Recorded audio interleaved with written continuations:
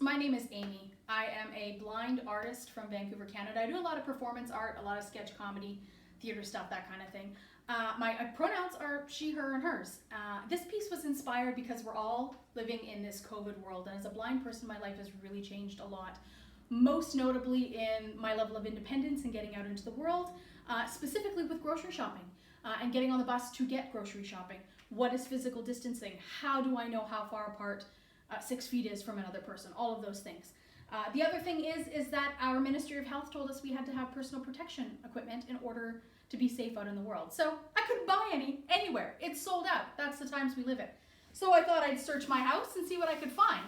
Here's what I came up with. In order to keep the COVID droplets off of your hair and your body, we're supposed to cover it. So I'm going to just use this trusty plastic bag to cover my hair. That way no droplets are getting on this hair. Then we were told to cover our eyes. Well, that's no problem. I've got these swim goggles I can use. Actually, I haven't worn them since I was 12 and went swimming in Hawaii. Then I was told I needed a mask. Well, again, not a problem if you can buy one. Instead, I'm going to make one. I'm going to go back to cowboy days and put on a bandana like they did. And it's going to keep me perfectly safe when I'm out in the world. But then once I get to the grocery store, that's a whole other issue.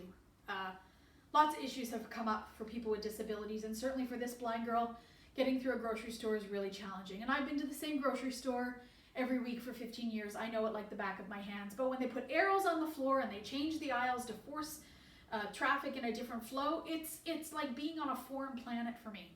So when I couldn't figure out how far apart I was from people and they were yelling at me to stay away from them, I figured, okay, what can I do about that? I have a hula hoop. And the hula hoop was meant to keep this girlish figure intact during the pandemic, but if I tie a couple of scarves around it and wear it around my body like Saturn's orbit, it might signal to the rest of the world that this is my perimeter. And if I can't stay away from them, they're definitely going to stay away from me. Then I got myself a pair of really heavy-duty, thick gloves, the thickest gloves I could find. These are the ones I do the dishwashing with, and there ain't a single COVID particle that's going to penetrate these puppies. Then, of course, you might have noticed when you're out doing your shopping that the cashiers are all behind plexiglass now, which is really great for keeping your cashier safe, and I want that. But for me, I don't even notice that it's there until I lean over to tap my card and I knock my face into it. Well, these are going to protect that, these goggles. And I decided I'd make my own shield out of my own version of plexiglass, which is just a lid to a Tupperware container that I'm wearing as a shield, and I can keep my own COVID at bay. So that's it, folks. That's how the blind stay safe out in the world when they get groceries. That's it.